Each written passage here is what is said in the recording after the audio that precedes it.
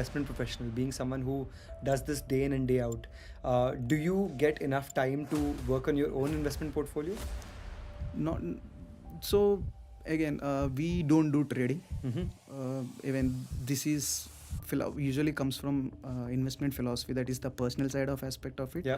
And it also do the professional aspect of it. When you are part of a particular fund, Right. you are not supposed to do that. That works even for an investment banking field, so you Right. don't do trading. Yes, as I said, I manage my funds as of now.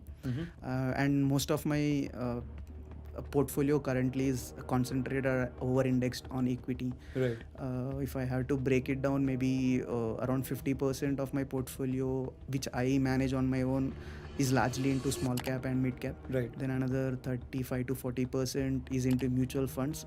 Those are specifically, I chose large cap funds. Large cap funds. Only 2 large cap funds. And then remaining 10% is in my the traditional FDs, PFs, and the other stuff. Got it. And would you consider yourself an adventurous investor? Yes, at this point in time, yes. Again, at different stages in life, you will have different risk appetite levels. So Absolutely. at this point in time, for my personal reasons and professional reasons, that's the reason I have allocated 90% of my portfolio to equity. Yeah. So at this point in time, at least I believe that I have that slightly higher risk appetite levels. So yes. Absolutely. And I think this is something that most young investors can learn from, that when we have time on our side, right, we can take more risks, more calculated risks. But of course, when you're doing that, you need to assume that this is a longer term portfolio. Exactly. And you don't expect returns in the short run. Exactly. But I'm also glad that you touched upon the 10 to 15% which you have in FDs or short term bond or equivalents, right? Because though that emergency funds, the short term liquidity for your 1 or 2 year needs is also something that's critical. It helps you maintain that balance in your portfolio, right? So great to understand how your equity split is currently, right? But when it comes to the small and mid cap allocation of 50%, are you currently concerned at all about the valuations, the high valuations that are there, especially in the small and mid cap sectors? See, there's no denying the fact that currently small and mid caps are slightly overvalued. Because if you see the year to date, calendar year 2024, while the Nifty 50, which consists of the large cap stocks, returned 10%, while small cap and mid cap returned almost twice of it, Right. not 21%. So, but then again, that's the very nature of the small cap and mid cap, because they are high beta stocks. When the overall market performs well, you tend to get a higher return, rather more than what market is there. Right. Yes, so again, I was going through some of the brokerage reports and the research reports and talking to some of the experts as a part of my. So bottom line I can gauge is that in the first half, yes, there is slightly some amount of overheat that's been happening in mid cap and small cap, and that can dampen the returns profile in the second half. Right. But again, as long as the India's growth story remains intact with stable government and exuberance of those domestic investors and the retail investors, and most importantly FIS being the net sellers, so that we are not relying on them for our market. So as long as these particular broad factors remain intact, I think even at a lower return, mid cap and small cap might hold. Right. And very, very important points you made there, right? I want to summarize some of these for our audiences. So I think one thing that Sandeep mentioned is that the return profile in the second half of the year might not be that great, right? But if you're someone who's a long-term investor, Exactly. if you're someone who's looking for a 5 to 10 year time horizon, you don't need to be concerned about these shorter term pieces, right? So very common question we get, should I stop my SIP in small and mid caps, right? Very simple answer, no. If it's an SIP, your entire game is to take away the timing, right? Exactly. You need to keep doing your SIPs month on month, and in 5 to 10 years everything will even out, right? But make sure, because I also meet some people who take the other extreme, right? Which means, small cap funds have given me 50% return in the last 1 year, I'm going to put my entire portfolio in small cap.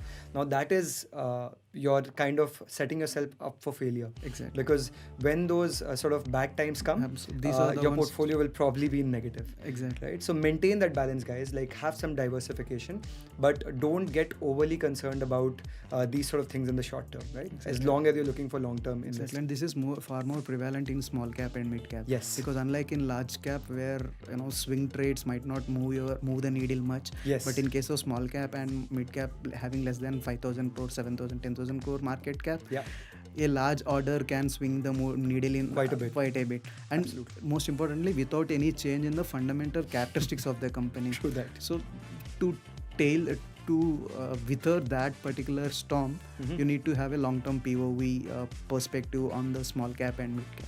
Totally agreed. And one more point that you highlighted in this part was about the fact that as long as the India story and the story of Indian growth continues, right, we won't need to rely on foreign institutional investors to keep pumping in money. And I think that's a very important dynamic shift that is happening in India very recently, Yes. right? With all of us retail investors coming in and the volumes of retail investors kind of becoming very large in comparison to the foreign institutional investors.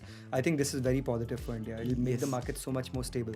So I'm very bullish about that, and I want to tell all you retail investors, guys, when there's a 10%, 20% market crash, don't sell off your investments, don't panic and exit, right? Because that leads to a sort of a snowball effect and creates a pretty terrible situation, and that creates a cycle of people opening demat accounts and then closing demat accounts, right? So stick through those ups and downs and you will make money in the long run. I think that'll be the key takeaway to kind of wrap up this equity investing segment that we did. Yes, right? it's just as maybe we can take this up on F&O as well. Yeah, please. Yes. Yeah, FNOs I think is a hot topic, right? Exactly. Especially with the budget. So please. So the exuberance which you are seeing, these young adults, most of them are going to F&O segment. Correct. For all the wrong reasons. Yes. But I can give myself as an example. When I just started my investing at trading gear, I've burnt my fingers. Right. I think all of us have in the early exactly days. in the F&O segment, especially if you are a very nascent investor with a limited capital. Going into F&O segment doesn't help you in the long run At all. Yeah. And then the writing is on the wall. In fact, SEBI recently gave a report saying that 90% of F&O traders have made losses in FY22. Yep. And that also holds good for intraday traders. 70% are making the losses. Exactly. So as you said, when you don't have enough capital and when you don't have that tech savvy knowledge on F&O segment, Yep. I believe that you are always on the negative side, because the sellers, most likely these retail investors will be the call option buyers. Right. They pay premium. Correct. And thinking that the max loss I have is my premium, but then I have exposure to unlimited profit. Yeah. But then you think from the other's perspective, where you are actually selling those options, they are sitting on a unlimited. They are sitting.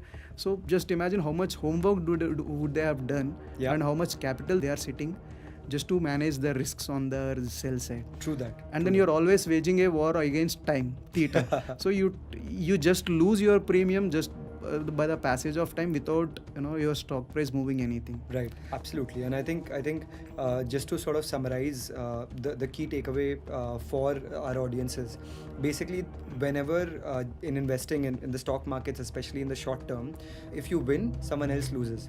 If you lose, someone else wins, right? And you need to see who you're competing against. You're competing against people with very big sort of check sizes, a lot of specialized knowledge. So the probability of you losing is very high.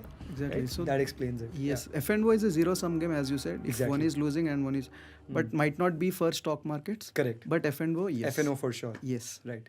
Great. I'm really glad you touched upon this because I think our priorities tend to become very short-term gratification, right? Exactly. How do I make money in the near term? But it's that perspective shift that sustainable money is made in the longer run. Exactly. You might get lucky initially, right? But it's not sustainable is what Exactly. And that's what governments have started focusing on. As you see the STT increase. Yes. And even the governments realize, even the governments like RBI and SEBI, they have realized that there's a lot of overheating that is happening on the F&O segment. Yep.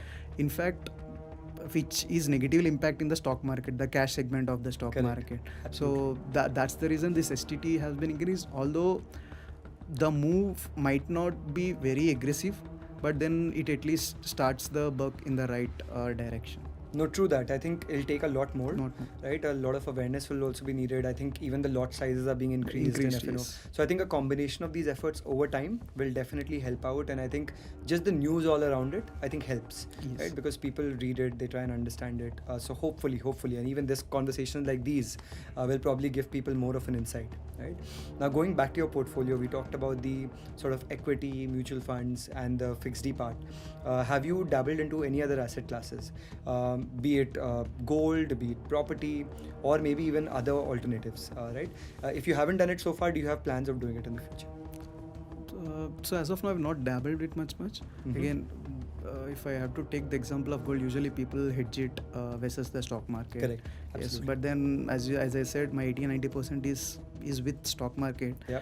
And as I said, I have my high risk appetite, Mhm. which is directly proportional to my return. Yeah. And then, as you know, that my return is inversely proportional to my diversification. Correct. So the more I diversify, the more compromise on the return. Yeah. So for that reason, I'm not investing anything in gold at this point in time. Got it. But again, maybe in next 2-3 years, 4 years, as the market goes, I might move some of my Right. portfolio to. So this is a very important thing that you mentioned here, Sandeep, because I think we keep talking about how important diversification is for retail investors, and primarily it's the fact that you don't put all your eggs in one basket, right?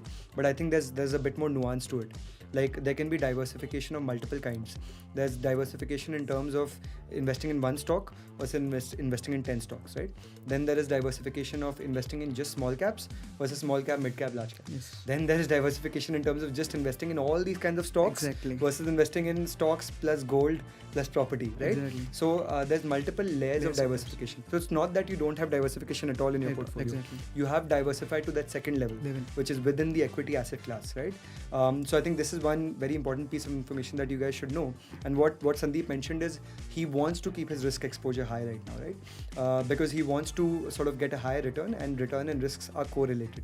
But even within a certain risk profile, you can try to maximize your returns. So I think it's a bit more nuanced, guys. You need to know what works for you in your case, right? And of course, if all of this is a bit too much for you, you can always, come to us, book a call with us, and we'd be happy to guide you in your specific situation. But I'm glad you touched upon this, because this is a contrarian view, which I don't think people fully understand. And I think it's a bit risky as well, because if you suddenly tell all retail investors diversification is bad because your returns will not be there, it might be that they might take too much risk. Exactly. So you got to maintain this balance somewhere in between. But yeah, good to touch upon it.